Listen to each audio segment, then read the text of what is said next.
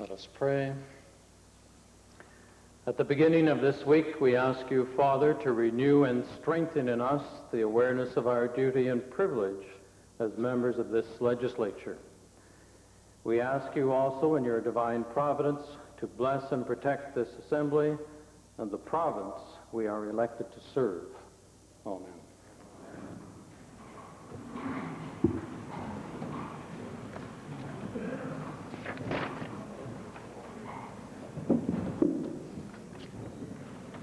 Introduction of visitors. Presenting petitions. Reading and receiving petitions. Presenting reports by standing and special committees. I'm not... Okay. Member for Red Deer North. Thank you, Mr. Speaker. I'm pleased to present the report of the Special Committee of the Legislative Assembly appointed pursuant to Standing Order 49-1 to recommend to the Assembly the list of members to compose the select standing committees of the Assembly. Thank you. Notices of motions. Introduction of bills. Member for West Yellowhead. Mr. Speaker, I request leave to introduce Bill 268, being an act to amend the members of the Legislative Assembly Pension Plan Act.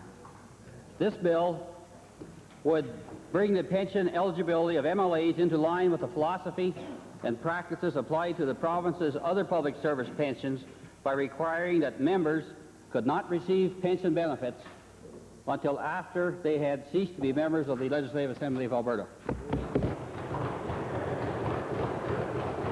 The honourable member for West Yellowhead has moved first reading of Bill 268, an act to amend the members of the Legislative Assembly Pension Plan Act. Those in favor of first reading, please say aye. Aye. Opposed, please say no. Carried. Bill number 268, an act to amend the members of the Legislative Assembly Pension Plan Act, introduced by the honourable member, Mr. Doyle, is now read a first time. Tabling returns and reports. Minister of Consumer and Corporate Affairs. Mr. Speaker, I'm pleased to table the discussion paper prepared by the Automotive Working Committee and the attached news release with a schedule of public meetings established to obtain full public input. Solicitor General. Well, thank you, Mr. Speaker. It is my pleasure to table two reports today. Firstly, policing in relation to the Blood Tribe and the criminal justice system and its impact on the Indian and Métis people of Alberta. The report of the Commission of Inquiry, Policing in Relation to the Blood Tribe, outlines 38 recommendations to help improve relations between the Blood Tribe and law enforcement agencies. The Task Force report on the criminal justice system and its impact on the Indian and Métis people of Alberta contains 338 recommendations to ensure Indian and Métis people receive fair, just, and equitable treatment at all stages of the criminal justice process in Alberta. Minister of the Environment. Thank you, Mr. Speaker. It gives me pleasure to table the 1990 annual report of the Alberta Special Waste Management Corporation.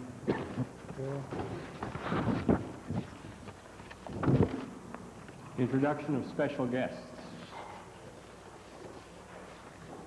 Member for Clover Bar. Thank you, Mr. Speaker. It's my distinct pleasure today to introduce to you, and through you to the members of the Assembly, 40 young ladies, the Alberta Girls Parliament. The girls are representing the Guides in Alberta 4-H Club, CGIT, and the Junior Forest Wardens.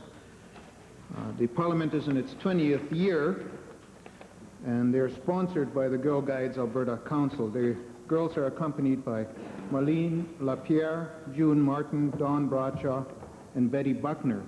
I would ask that our guests who are seated in the public gallery stand and receive the warm welcome of the Assembly.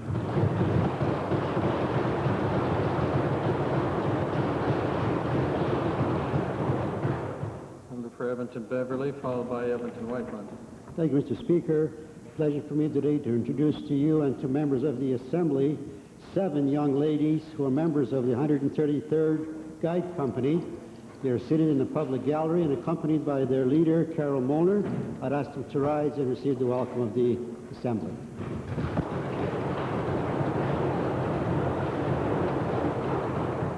Edmonton Whitemud and then the Solicitor General. Mr. Speaker, it's my pleasure to introduce to you and through you to other members of the gallery 22 members of the 165th Guide Company and 3 members of the 165th Pathfinder Unit.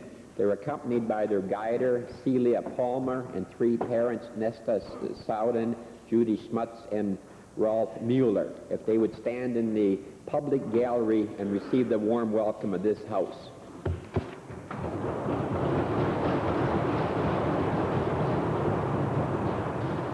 The Honorable Solicitor General. Thank you, Mr. Speaker. It is my distinct privilege to introduce to you and through you to members of the Assembly, members of the Task Force on the Criminal Justice System and its impact on the Indian and Métis people of Alberta, who are in your gallery today. The task force was chaired by Mr. Justice R.A. Causey of the Court of Queen's Bench of Alberta, and task force members include Mr. Michael Gallagher of the Correctional Services of Canada, Chief Superintendent Cleve Cooper representing the Royal Canadian Mounted Police, Mr. Leroy Littlebear of the Indian Association of Alberta, Ms. Cynthia Bertolin of the Métis Association of Alberta, Mr. Arnold Gallette of the Alberta Solicitor General Department, Ms. Janet Franklin of the Alberta Attorney General, and Task Force Administrator Mr. Patrick Delaney. As well, Mr. Speaker, we are joined today by the Commission of Inquiry, Policing in Relation to the Bud Tribe, and I welcome Assistant Chief Judge C.H. Rolfe, Sole Commissioner of the Inquiry, and Mr. Dave Alexander, Administrator of the Inquiry. I would ask the task force and inquiry members to rise and receive the cordial welcome of the House.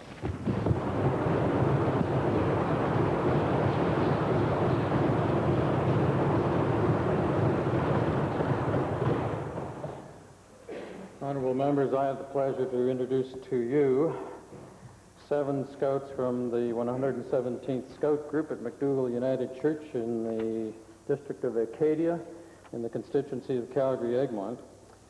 The 7 scouts are accompanied by Mr. and Mrs. Kaz Dabascus and also by one other parent in terms of Mrs. Ingram. I'd ask that they rise and receive the recognition of the House.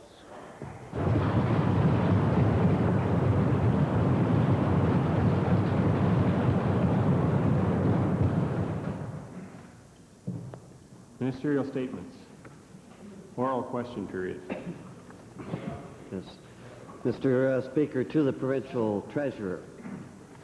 Mr. Speaker, the public accounts for 1989-90 have just been issued, and they prove once again how totally deceptive, incompetent, and misleading this government really is. Hear, hear. Mr. Speaker, the 1990 public accounts show that the Provincial Treasurer's established record of being wrong about Alberta's deficit remains intact. He's consistent about his inconsistencies, Mr. That's Speaker, right. that's for sure.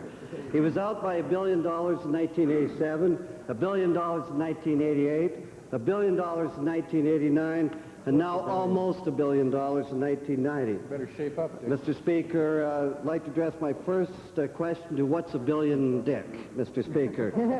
To the Provincial Treasurer, since the Provincial Treasurer has promised us a so-called balanced budget on April the 4th, can Albertans expect him to remain true to form and deliver a balanced budget, give or take $1 billion?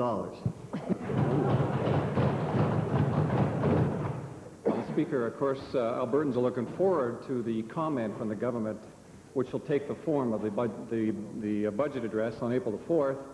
And as I've said before, Albertans believe that this government's plan of action, which has dealt with a very serious deficit problem, which was triggered by low oil prices in 1986, and through that period, a recession, which was probably as deep as any we've had in Canada, we have presented a plan of action to the people of Alberta. The backdrop to that, as all Albertans know, is in fact the variability of energy prices. And we do not have any control over energy prices. It's set off the international markets. And that, Mr. Speaker, is the one item which has caused our budget to be off course when it comes to the bottom line. The revenue side entirely, Mr. Speaker, has caused that problem, and all members know that, and all Albertans know that it's extremely difficult to control a budget which is exposed so much to international variability, and that has been the heart of our problem. What I can say, however, is that the predictability on energy prices is now starting to return. You saw that over the course of the past year. In fact, you've seen over the course of the last 2 years, and we're suggesting more predictability will come back into the budget picture for the 91-92 year. Well, the fact remains, with all the excuses that the treasurer wants to give, he's out $1 billion almost all the time, Mr. Speaker.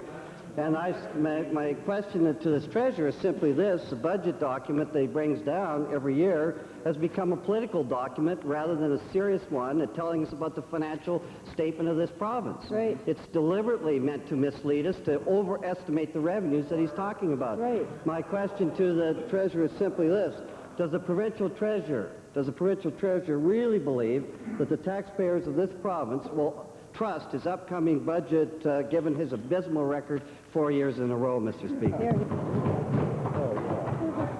Well, Mr. Speaker, I won't get trapped in the rhetoric of the member from Norwood. The people of Alberta will get the facts, Mr. Speaker, on April the 4th, and they have an understanding of what this province has done. It's a two-part phase, Mr. Speaker. On the one hand, we've attempted to manage the revenue flows to the province of Alberta. I've already explained that, in fact, the backdrop of energy prices has been subject to tremendous volatility. The unpredictability of energy prices has been at the heart of our revenue forecasts, and they have been off. We admit that. We understand that. Albertans understand that. But where we have brought the discipline, Mr. Speaker, unlike the socialists across the way, who, if they ever got charge of expenditures, would blow them out of their ears, Mr. Speaker, has been there. We have brought to this government a discipline on expenditures. And if you look at the numbers, Mr. Speaker, now the member says we're off a bit. If you look at the numbers on expenditures, the facts are that when I brought the budget in for the current fiscal year in March of 1990, the forecast to actual is only out less than 1% on expenditures, Mr. Speaker, because we have put in place a plan which controls the size of government, which deals with the deficit and does not unload the tax costs on the backs of Albertans. We've been able to do it with this plan, Mr. Speaker, a process of gradualism, a process of management, one which... Thank you. Thank you, Honourable Minister. Thank you.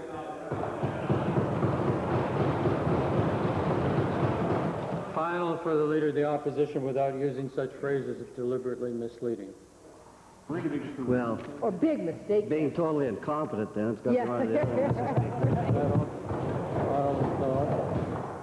Let's have the supplementary question.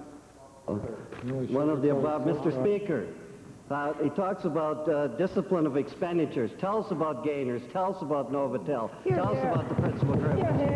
Some discipline. Some discipline. But, Mr. Speaker, one of the reasons, besides overestimating the revenues, and we've talked about this, is the use of special warrants. Right. A total of $1.8 billion over the last number of years, Mr. Speaker. It doesn't matter what they give you on budget day. They'll go behind closed doors and Right. spend it, Mr. Right. Speaker. The way it goes. Again, my question to the treasurer is simply this: does the provincial treasurer really think he has any credibility at all with the upcoming budget when a soaring special warrant spending makes his budget projections totally and absolutely meaningless?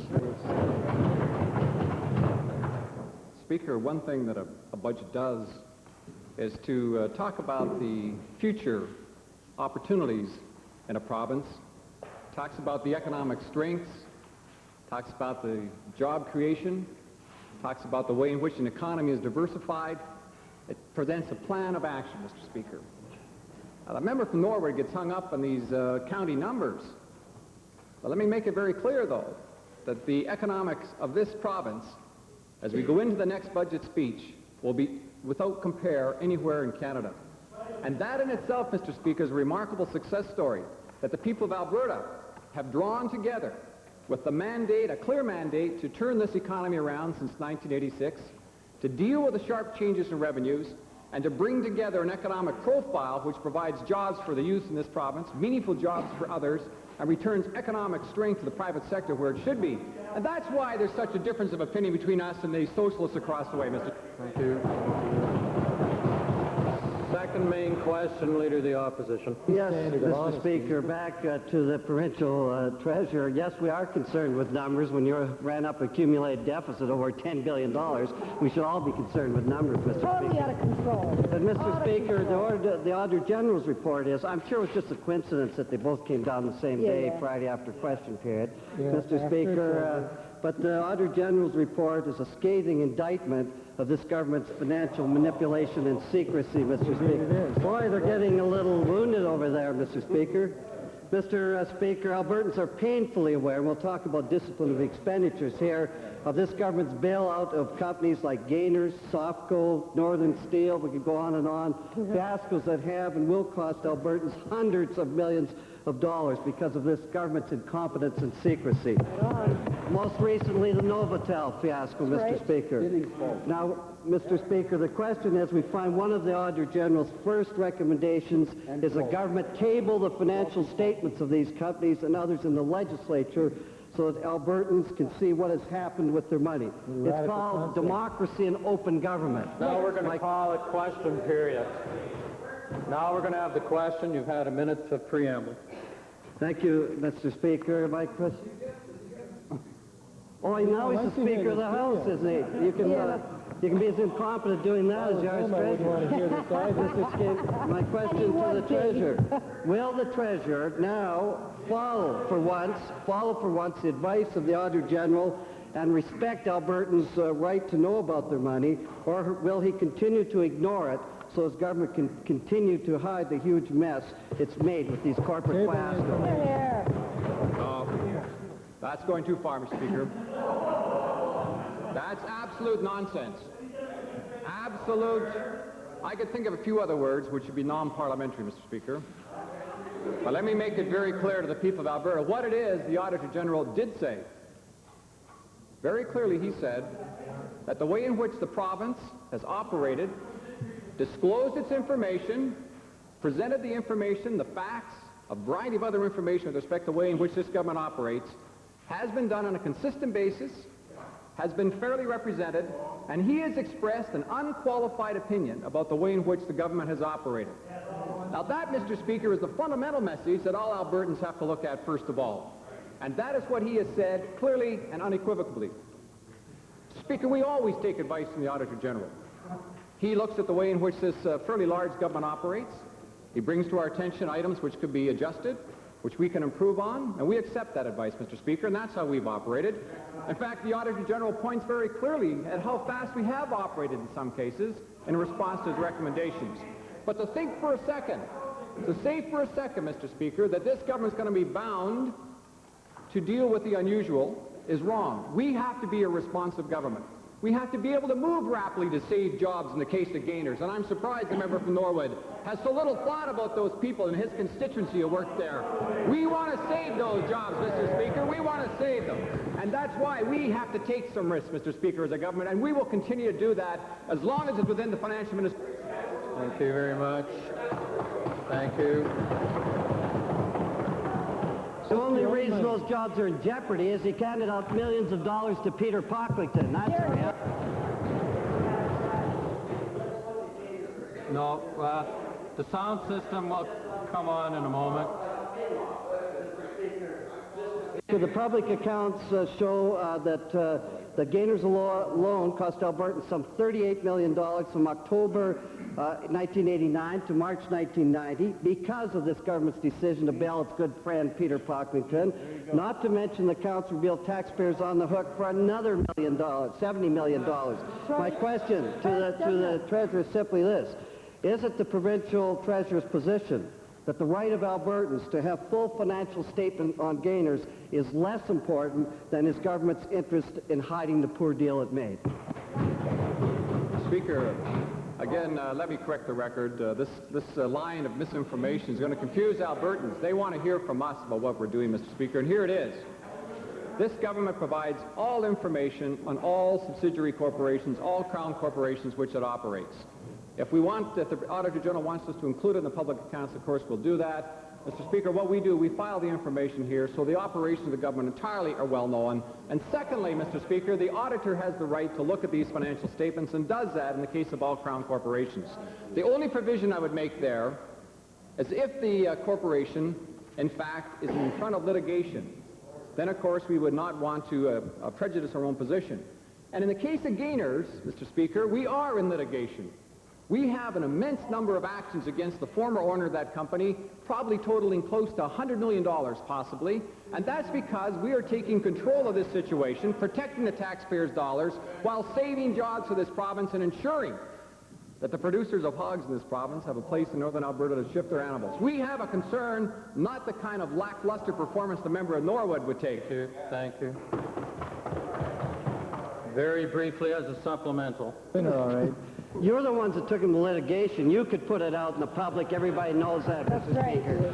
The question that I have, he says he always follows the Auditor General's advice, Mr. Speaker. Sure. For the umpteenth time, the Auditor General has said, lay it out about unfunded liabilities as part of our financial statements. Right. And I want to ask this very simply. Will the provincial treasurer about unfunded liabilities come clean with Albertans, follow the advice of the province's own auditor, and deal with this liability in a proper way? Yes or no?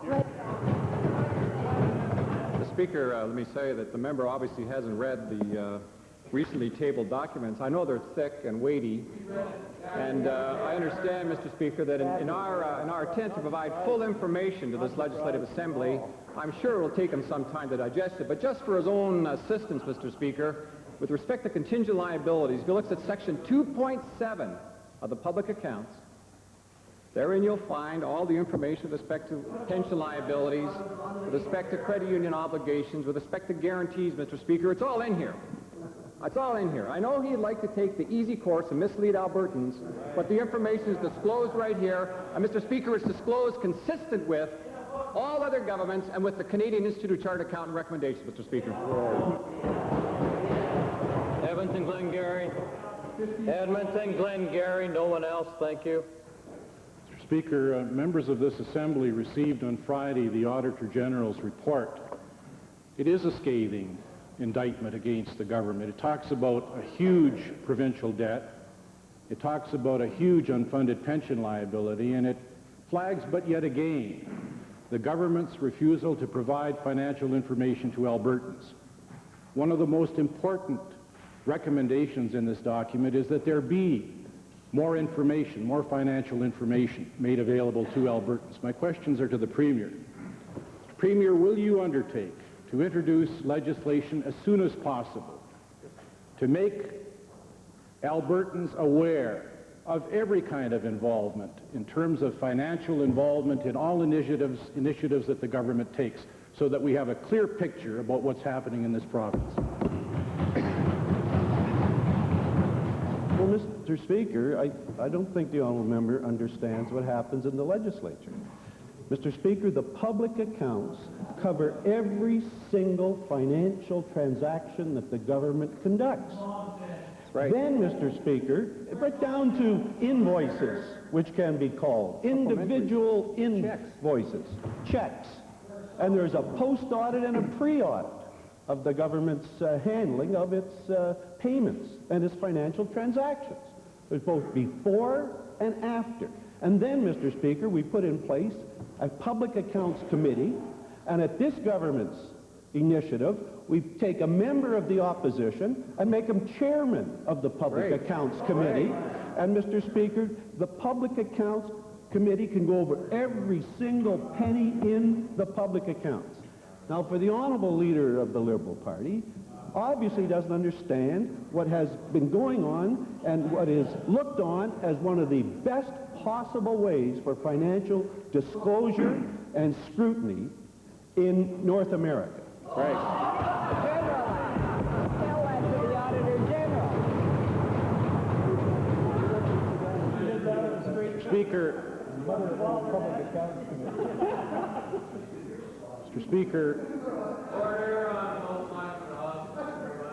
Mr. Speaker, I'm getting a little tired of the Honourable Premier putting down or belittling members of this Assembly by saying that they don't know. The first recommendation in this document calls on the government to take some action, calls on them to make amendments, quick amendments, so that we can find out what's going on. Don't put this over, Mr. Premier. Tell us yes or no whether you're prepared to take action now or whether you want to shuffle it under the rug like you always do. Order. No, Mr. Speaker. Again, he's repeated his first question, only he's made it worse by showing again how foolish he is about what actually happens. Every single financial transaction of the government is placed in the public accounts. And then those documents are reviewed under the chairmanship of a member of the opposition, right? Not the government. And they can go into every possible thing that the government does financially. Now, if the leader of the Liberal Party can't understand that, perhaps he should just sit in on public accounts. Yeah. Sit in on public accounts and learn what's going on. I can't help it if he is sloppy about presenting his questions or his motions for returns and so on, and the House can't deal with them. That's not my fault. That's something he does.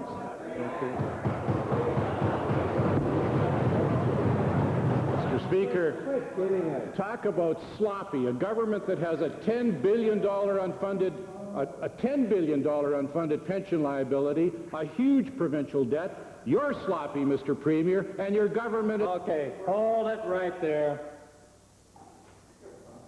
Members on both sides of this House better start getting back to basics, and one of it is you don't start yelling across the way at you, and you. It's always through the chair, and it's directed at the minister by portfolio, but it's through the chair. And all of you are guilty of getting into that. Those have been participating in large measure in the question periods. Now, let's stop this nonsense. Question period can be adjourned at any time. Now, finally, let's have this short, succinct question. Speaker, given that the provincial government has been rather quick to criticize their cousins in Ottawa for their huge national debt, creating that huge debt, I'd like to know from the Premier, Mr. Speaker, I'd like to know from the Speaker, Mr. Speaker, I'd like to know from the Premier whether he will direct his treasurer to come forward with a clear plan, a believable plan, and a quick plan to deal with the huge debt of this province. Well, Mr. Speaker, as the provincial treasurer said today, and as we've said in the House before, that in 1986, when the government experienced some loss of some $3.5 billion of resource revenues, the kind of drop that no other province in the history of Canada has ever experienced, that we set in place, moving from that period to now, to bring on a steady basis the accounts of this province to a balanced budget and then obviously in a surplus position. We have laid out the plan. It's been before this House for 5 years. It's been in the legislative budget package that's being put out, and we are now achieving what we've set out to do. First, build the strongest diversified economy in the entire country, perhaps North America. That's performance. And secondly, achieve a balanced budget. And this is the year when those things are coming together. Agreed. Now, there's no magic, Mr. Speaker, in that all the things we all want to do in terms of having strong health programs and social services and education can only be handled one way, and that's when you've got the people working in a strong economy. Right. That's it. The money doesn't appear from nowhere. And we've got a strong economy that's the envy of North America, and that's because of this government's plan working. Right.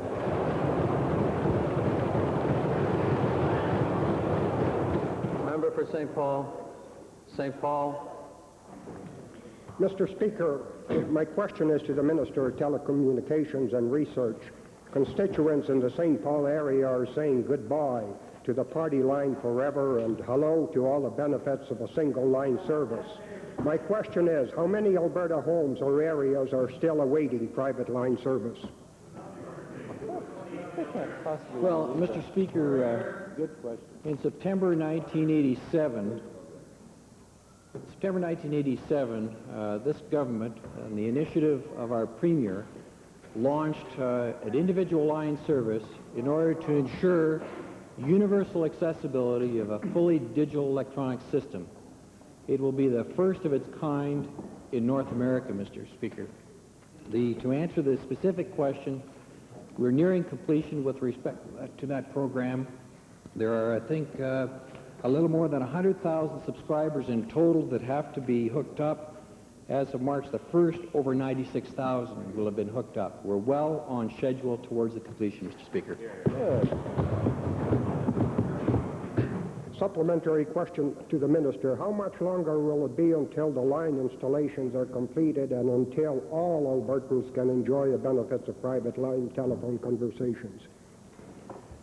Well, Mr. Speaker, as I indicated, we're well on schedule toward the completion.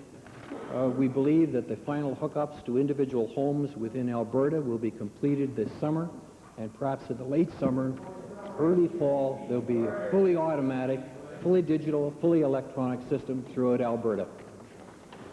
Member for West Yellowhead. Thank you, Mr. Speaker. In his report tabled last Friday, the Auditor General repeats his concerns about the lack of public disclosure regarding financial arrangements between the government and the Canalta Golf Management, which operates Kananaskis golf courses. It is completely unacceptable for the government to continue hiding this financial information from Albertans, especially when you consider that Canalta is lobbying the government to allow them to build yet another golf course in the Kananaskis country. Can the Minister of Parks and Recreation assure the Assembly that when the 1990-1991 public accounts come out in a year's time, that the concerns of the Auditor General will be addressed by having the revenues, expenditures, and liabilities associated with this Canalta contract properly accounted for in reflecting in the public accounts? Mr. Speaker, we're working with the department to look at the accounting principles that we have adopted in directing a very successful building development in Kananaskis country, something that the people of Alberta will be very proud of in years to come. It did not meet with the Auditor General's perusal of their accounting practices, but indeed had saved the taxpayers of Alberta a considerable amount of money in the way it was built. But we will, I assure the member, work and communicate to the Auditor General Department to ensure that the taxpayers' dollars are properly spent in Kananaskis country. Thank you, Mr. Speaker. Given that Canalta Golf Management is lobbying this government for approval to build an additional golf course and clubhouse in the ecologically sensitive Evan Thomas Creek area, and given the very limited opportunity for public input thus far, will the Minister of Recreation and Parks recommend that a public hearing by the Natural Resources Conservation Board be held before this proposed golf course is approved and allowed to proceed? Mr. Speaker, to set the record straight, there has been extensive public input into the development of Kananaskis country in years past, and the Evan Thomas's area was identified at that time as a high-use recreational area, and the development of a golf course, if and when it meets all of the tests of our environmental scrutiny, the Evan Thomas area is consistent with that direction. And if the individual is really concerned, he would have been at a public meeting that was held down in Calgary and open and advertised 3 weeks ahead of time on this golf course going to the Evan Thomas area. Calgary, Buffalo. Honorable members, watch your chit-chat. I'll remove you from the speaking order and question period. Calgary, Buffalo. Thank you, Mr. Speaker. This is to the kidder, I mean the Premier. Mr. Speaker, taxpayers were on the hook for over $2.7 billion of guarantees at March 31st of 1990 as we propped up such financial stalwarts as Alberta Pacific Terminals, Ski Free Marine, and Gainers Properties. The Auditor General's recent statement that the province's annual losses from guarantees and indemnities are understated is like being told that lawyers charge money The Auditor General points out that the method of recognizing losses is misleading, and the management can, and I would add obviously does, control the timing of losses. To the Premier, since the Auditor General says that the losses are understated, will the Premier instruct that all guarantees be reviewed immediately so that the true losses can in fact be calculated? Mr. Speaker, let me say that there's no... the auditor has given us some recommendations for the way in which we should handle the loan guarantees. We believe as a government that the priority we've assigned to guarantees to enable, for example, the agricultural sector to become strengthened through the period of uncertainty with a very large number, close to $2.5 billion worth of guarantees now outstanding for farmers, and still further money outstanding for students to allow them an opportunity to go to university and colleges, is the way in which government should operate. And we have done that to stabilize the way in which our economy has performed, and in fact it's been a worthwhile exercise. The economy is now working well. So guarantees should be used for these purposes, and the largest amount, Mr. Speaker, are for the agricultural sector.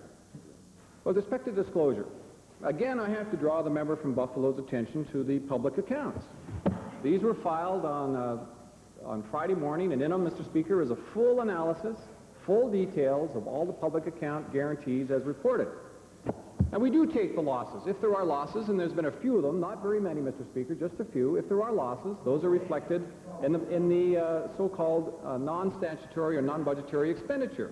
And they're accounted for in the normal process, consistent with all other years and consistent with other government disclosure. The only recommendation the auditor comes up with is that maybe we could take the charge, instead of putting it into the non-program expenditure, allocate it to the other departments, and we're considering that right now.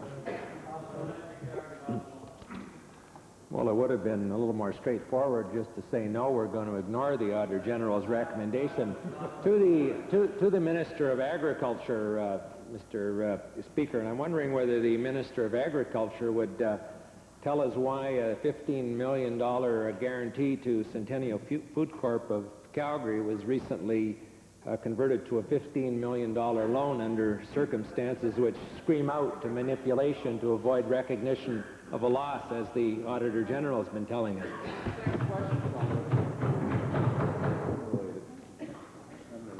Move, Alan. Mr. Speaker, I have a question for the Minister of Agriculture. The proposal freedom to choose as it relates to the Crow benefit has been around for some time. It's been discussed by farm organizations. It's been discussed by the neighbors in the coffee shop. Now they're asking, where are we at with the proposal? I wonder if the minister could indicate to the House what action he is now planning on the freedom to choose. Mr. Speaker, that is a good question.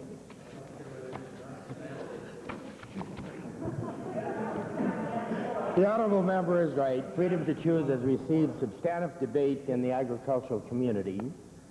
Some concerns have been raised with respect to certain parts of it.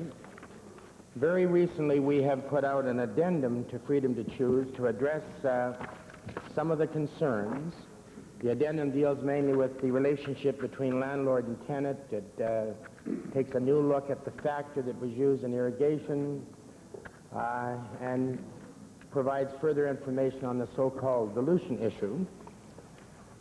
This debate is now starting to spread across the prairies, as this is a possible solution to the Western Grain Transportation Act.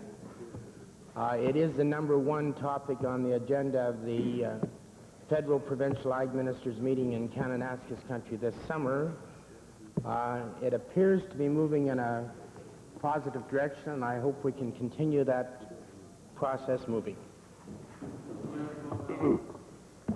Mr. Speaker, it's anticipated that if the proposal Freedom to Choose is approved by this government, the Alberta Crow Offset Program will be discontinued. I wonder if the minister could indicate how many dollars that would save the Alberta government if that were discontinued. If we were to achieve paying the producer the money that is currently going to the railway, and hence be able to cancel our Crow Benefit Offset Program, which is really in place to counter a subsidy It would be an annual savings to the people of Alberta in the neighborhood of $50 million. Calgary Mountain View. Thank you, Mr. Speaker. Whether it be taxpayers losing their money at Mirius thanks to this government, or GSR, big losses at Chem Biomed, or Novotel, we've been getting an awful lot of bad news out of the Department of Technology, Research and Telecommunications. The Auditor General's report tabled Friday was devastating in saying that that department was not on top of its financial monitoring. Problems are compounded by the minister, who, particularly as far as Novotel is concerned, hasn't acknowledged that he knew what was going on with that company. Will the minister acknowledge that he was made aware of the Auditor General's serious criticisms of his department last summer? Or would he have us believe that he only learned about what was going on in his department last Friday, just like the rest of us when we received the Auditor General's report? Well, Mr. Speaker, I'm pleased to say that it was even earlier than last summer that I became aware of some of the concerns the Auditor General was proposing to raise in his report. The report is for the year 1989-90 to March 31st, 1990. We had been working with the Auditor General's staff from the standpoint of implementing a number of different changes in order to standardize the type of monitoring and evaluation systems that had been in place. Those went in place in April and then were finalized in October. And the Auditor General has indicated to us, and I believe indicated to the public through the media conference, that indeed he is totally satisfied with the changes and the way in which the department has addressed the auditor's report. Thank you, Mr. Speaker. Given the severe monitoring problems identified by the Auditor General, of which the minister acknowledges that he was informed, and given the tremendous embarrassment Novotel caused the minister last September because he, or apparently no one else, knew what was going on with that company, did the minister take any steps over the last 6 months to keep himself informed of potential or real losses at Novotel? If so, what steps were they? Mr. Speaker, for the matter of Novotel, Novotel was a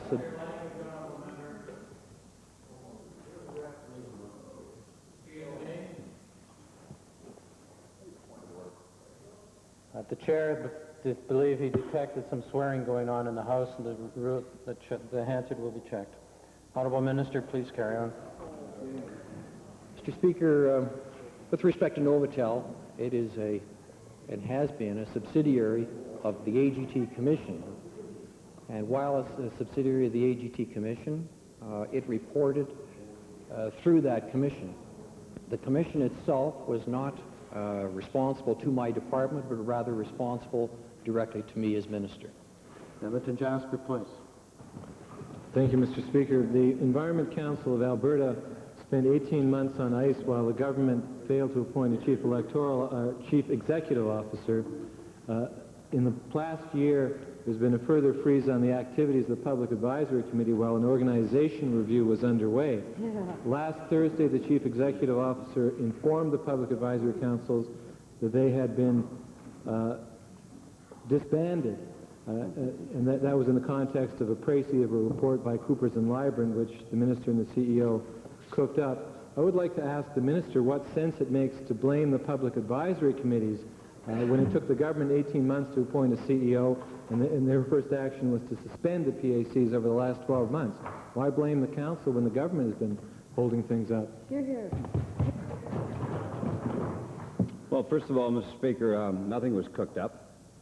Dr. Natalia Krawitz was hired as the new Chief Executive Officer of the Environmental Council of Alberta to strengthen that organization, give it a sense of direction, a sense of purpose, and I think that she has done a tremendous job in achieving that objective. What Dr. Krawitz has done, and I accepted her recommendations fully, was to replace the public advisory committees, and I think that there were a dozen or so of these committees, about 200 people in all involved, going out on their own and conducting studies here and there on various aspects of the environment and tabling reports that often didn't go very far. And I said to the CEO, let's give those organizations some strength and some direction. And as a result of a management consultant's report, we brought in a system whereby public advisory committees can be formed to study very, very specific projects related to environment protection and enhancement. And we think that this new approach will be much more workable. Well, Mr. Speaker, it was almost 2 years ago when I first met the minister in his office. I suggested that appointment should be done on a nonpartisan basis, like the Chief Electoral Officer, the Auditor General, and the Ombudsman. Hear, hear. Now, in the absence of such a commitment, and with the sacking of the public advisory committees, you can't escape the conclusion that it's a political agenda here. That's right. My question is a very simple one. If he's interested in reform rather than a political agenda, why doesn't he table the amendments that are sitting in his drawer and the reorganization plan before he starts tearing the agency apart? The honourable member doesn't understand, Mr. Speaker. We aren't tearing the agency apart. We're strengthening the agency. We're giving it purpose and meaning. And, Mr. Speaker, the Chief Executive Officer of the Environmental Council of Alberta, I think, has done a commendable job. As a matter of fact, I think it's worthy of note that one of the strongest proponents of this reorganization and the way it was presented is a policy advisor to the NDP. And she's in full agreement.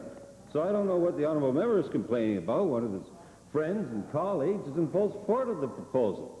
And since when, Mr. Speaker, did we start to accept every harebrained suggestion put forward by the NDP socialists? If we did, we would surely be bankrupt. Thank you. Calgary Northwest. Thank you, Mr. Speaker. In dealing with the Department of Technology, Research and Telecommunications, the Auditor General says, quote, the department lacks coordinated and defined objectives and the systems needed to monitor properly the activities, close quote. Now, Mr. Speaker, I think the taxpayers of Alberta find that rather frightening, especially in light of the $900 million to Novotel, $13 million to a risky supercomputer firm, and the list goes on. My question to the minister, Mr. Speaker, is this. Given that the white paper proposals for an industrial science and strategy for Albertans 1985 to 1990 has expired, will the minister undertake to deliver to this House a comprehensive plan indicating the extent and the objectives of government involvement so that we have some rhyme and reason to government involvement in the high-tech industry in this province?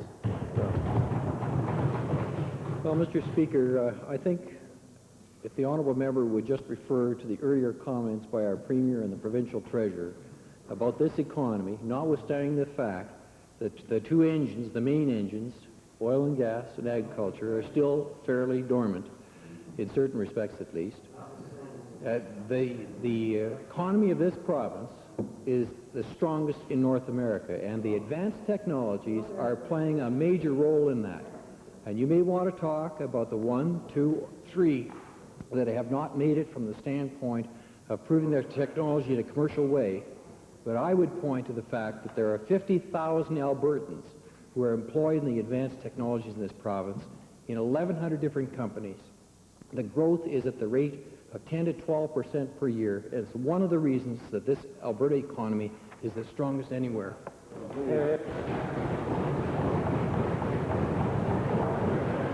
I guess I can interpret that as a no. So my second question to the minister will be simply this. Will the minister admit that if there had been proper monitoring, which the Auditor General says did not occur, that in fact there would have been less risk and less exposure and less loss of taxpayers' dollars? Well, Mr. Speaker, there always was monitoring. What the Auditor General wanted to do was to standardize the type of monitoring systems that were there and the database that would be utilized for it. That was the purpose of the comments. And as I indicated, our staff have been working with his staff and in finding that, indeed have found the solution to that. But the advanced technologies do bring risks. They are risks that we're going to have to take in a measured way if we are in fact going to compete in a global marketplace. Research and development and high tech is critical to that. And we are making progress, Mr. Speaker, in the technology commercialization program in my department. The success ratio with respect to the assistance that has been given for the commercialization of technology is in the area of 95%, and that's a pretty good record, Mr. Speaker. Smoky River. Thank you, Mr. Speaker. Canada's Cinderella crop, canola, has played a significant role in the development and diversification of our agricultural industry. One of the issues that the free trade agreement with the United States was to address was the movement of canola oil and its products into the new and large health-conscious market into the United States. My question to the Minister of Agriculture: what is the status of the tariffs of movement of canola oil and its products into the United States, and has indeed the free trade agreement had any significant bearing on the movement of the product? Mr. Speaker, the honourable member has identified what is viewed, I think, in the industry as a good news story under the free trade agreement. As of July 1, 1991, 50% of the tariff will come off on canola products, crude refined oil, canola meal crossing into the United States. And as of January the 1st, the balance will be eliminated. Thank you, Mr. Speaker. Also to the Minister of Agriculture, one of our sweetest industries in Alberta and one of the largest and significant contributors to the agricultural diversification has been the honey industry. Fully 40% of the honey that's produced in Canada is being produced in Alberta. I would like to know, and the beekeepers, particularly that are located in the Smoky River area, would like to know, has there been any progress made in the opportunities of accessing queen bees from particularly the Hawaiian market? At the present time, the way the honey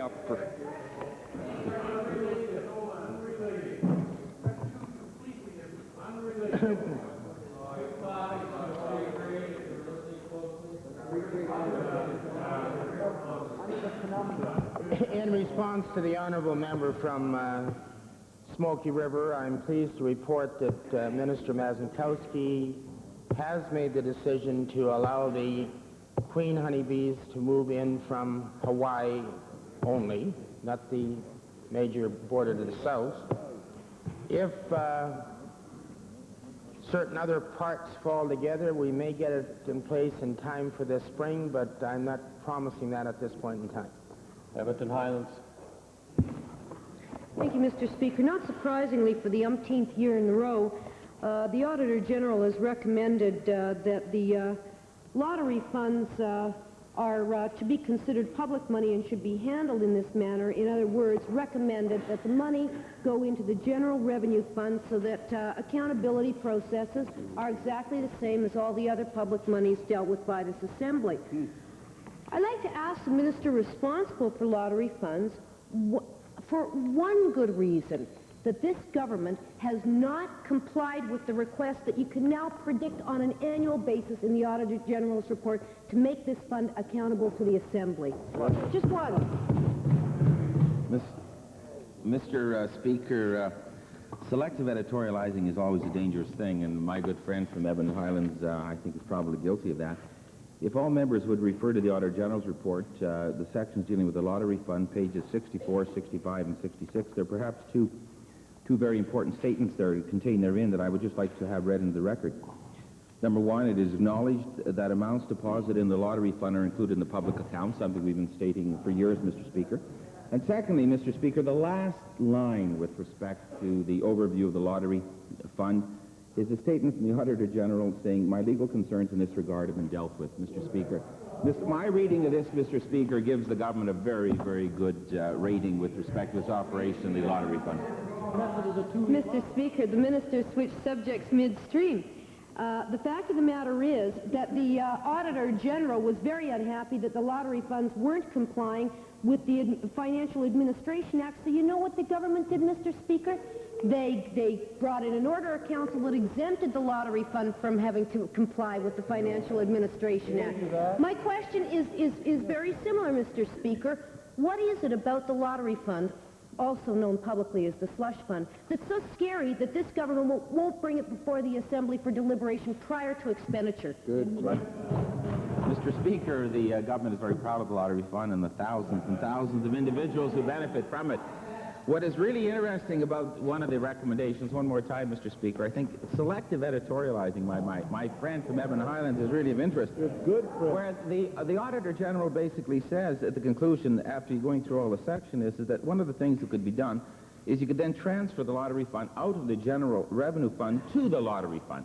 Mr. Speaker, we will have then arrived at exactly the same conclusion we are at today, without the burden of increased number of public servants. Mr. Speaker, the taxpayers of this province are consistently telling us, reduce the number of additional unnecessary manpower that you don't need, streamline processes, and deliver programs to the people in the most efficient and effective manner in which we can do it. And Mr. Speaker, that is exactly what the government is doing.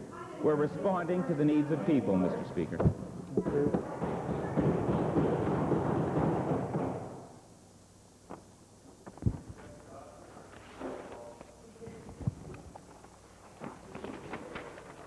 Number of events occurred earlier in question period. First group will be dealt with, the others will be dealt with when the Blues have arrived as to what indeed the comments, the exact words were. First one deals with the matter where the leader of the official opposition was quoted as saying it's deliberately meant to mislead us, to overestimate the revenue that he's talking about. I realize that we're early in this sitting, but I'm certain that all members of the House will take due care with respect to some of their hyperbole, and that perhaps some of these statements which are found in Beauchene don't really have, that are listed under do not use, let's not use them.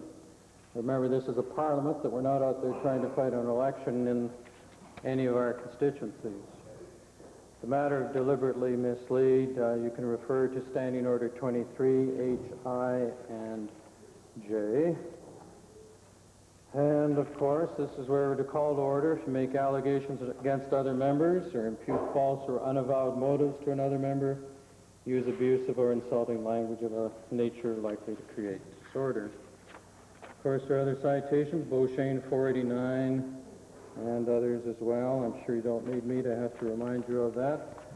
However, I'm sure you can read it, read, mark, learn, and inwardly digest, and not have to regurgitate it here in the House. The other thing is, Beauchene 491, the Speaker has consistently ruled that language used in the House should be temperate and worthy of the place in which it is spoken. At this time, the Chair remembers that the Leader of the Opposition was admonished at the time. Hopefully it won't occur again in future sessions of the House, let alone in question period. As to the other matter, when the Blues arrive, the Leader of the Opposition and I perhaps will be dealing with it formally in this House. Orders of the day.